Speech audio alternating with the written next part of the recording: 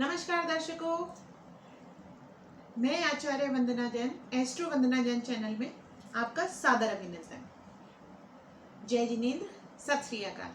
कैसे हैं आप? उम्मीद है आप बहुत अच्छे होंगे, सुखी होंगे और स्वस्थ होंगे। संपन्न करने के लिए हम आपको नई नई जानकारी देते रहते हैं, नई नई चीज़ें बताते रहते हैं। आगे भी आपको जानकारी मिलती रहे, आगे भी चीज़ें होती रहें, इसके लिए मैं आपसे ये निवेदन करती हूँ कि आप मेरे चैनल को सब्सक्राइब करें। उसमें जो आइकन बटन है उसको प्रेस करें। मेरी ईमेल आईडी भी है, उस पर आप मुझे चाहे तो मेल भी लिख सकते हैं। आपकी कोई भी समस्या हो किसी भी चीज़ के ऊपर, मैं आपको निरंतर कोशिश करती हूँ कि आपको उसके सही सुझाव दे सकूँ। तो दर्शकों, आप मुझे ईमेल आईडी भी कर सकते हैं, ईमेल पर भी मेरे आप मेल कर सकते हैं। दर्शकों, आज जो हम जानकारी देने जा रहे हैं वो मोर पंख से संबंधित है। मोर पंख का बहुत महत्व है हमारे जीवन में, क्योंकि मोर वैसे तो दक्षिण एशिया का पक्षी माना गया है, लेकिन हमारे भारत में इसको बहुत सम्मान की दृष्टि से देखा जाता है। इसको हमने राष्ट्रीय पक्षी का दर्जा दिया हुआ है। इसके जो मोर पंख जो इसका पंख होता है उसको हमारे भगवान श्री कृष्ण ने अपने मुकुट में धारण किया हुआ है। तो आप समझ सकते हैं कि ये कितना पवित्र और कितना महत्वपूर्ण है। दर्शकों, इसको इसका जो सबसे ज़्यादा महत्वपूर्ण कार्य है वो काल सर्प योग में इसका एक महत्वपूर्ण योगदान है, उसको कम करने के लिए। जिनको भी काल सर्प योग की समस्याएं हैं, यदि वो सही समय पर इसको घर में लाकर और सही समय पर इसको यूज़ करें, इसका सही तरीके से इस्तेमाल करें, तो मैं आपको इसका एश्योरेंस दे सकती हूँ कि आपको इसका बहुत अच्छे रिजल्ट मिलेंगे। कारण ये है दर्शकों कि कालसर्प दोष जो होता है उसमें मोर पंख इसलिए कार्य करता है कि एक मोर ही है जो सर्प का भक्षण करता है, जो सर्प को खाता है। तो इसीलिए जो इसका मोर पंख है उसकी रेमेडी हमेशा बहुत काम करती है। तो दर्शकों, जिनको भी काल सर्प योग या राहु की समस्याएं हैं उसके लिए मोर पंख अत्यधिक, वैसे तो मोर पंख हर चीज़ के लिए बहुत फायदेमंद है।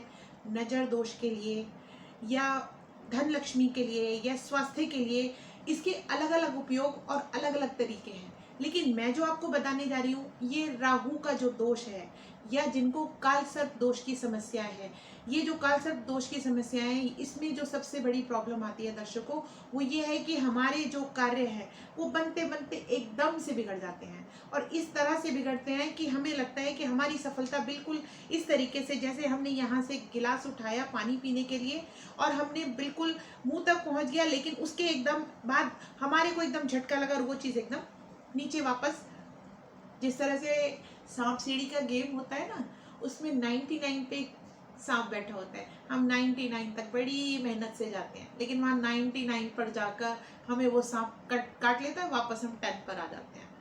यही काल सर्प वालों के साथ समस्याएं आती हैं। इसमें जो एस्ट्रोलॉजर्स हैं, जो पंडित हैं, वो बड़े बड़े उपाय बताते हैं, लेकिन इसका जो एक सबसे बेस्ट उपाय है वो है मोरपंख। इस मोरपंख को हमें कब खरीदना चाहिए काल सर्प योग के उपाय के लिए? दर्शकों, इसको खरीदने का जो सबसे शुभ मुहूर्त रहता है वो रहता है शुक्ल पक्ष में, क्योंकि शुक्ल पक्ष में चंद्र कला जो चंद्र की कलाएं हैं वो बढ़ते क्रम में होती हैं अमावस के बाद। यदि हम इन्हें शुक्ल पक्ष में मोर पंख को घर में लाएं और उसको हम अब जहाँ पे भी जिस मनुष्य को, जिस जातक को काल सर्प योग या राहु की समस्याएं बहुत ज़्यादा तंग कर रही हैं, बहुत परेशान कर रही हैं, तो उसको हम घर में एक वास की तरह लगाएं, वास में लगाएं, यानी कि फूलदान में लगाएं एक, या फिर हम अपने जो हमारा पिलो है जिसमें हम रात को सोते हैं उसमें डाल लें, या फिर हम अपने जो पॉकेट है, जो हमारा वॉलेट होता है, उसके अंदर रख लें। तो वो हमारे, क्योंकि रात को जब हम सोते हैं तो हमारा सबकॉन्शियस माइंड काम करता है, तो जो ये मोर पंख है वो हमारे सबकॉन्शियस माइंड को वो स्ट्रांग बनाता है और उसको संयमित बनाता है। ये मोर पंख का सबसे बड़ा कार्य है। लेकिन दर्शकों, आपको इसे सही समय पर ही यदि खरीद कर घर में लाकर इसको चैंट करके, यानी कि रेकी से चैंट कराकर आप इसको उपाय को तरीके से करेंगे तो इसका मैं आपको एश्योरेंस दे सकती हूँ कि इसके रिजल्ट आपको 100% मिलेंगे। आप इसको वास में रखिए, फूलदान में रखिए। उसके अलावा आप जहाँ वो जो भी मनुष्य या जो भी व्यक्ति जहाँ पर सोते हैं उस बेड के पिलो में डाल लीजिए, या फिर जो आपका वॉलेट है उसके अंदर आप रख सकते हैं।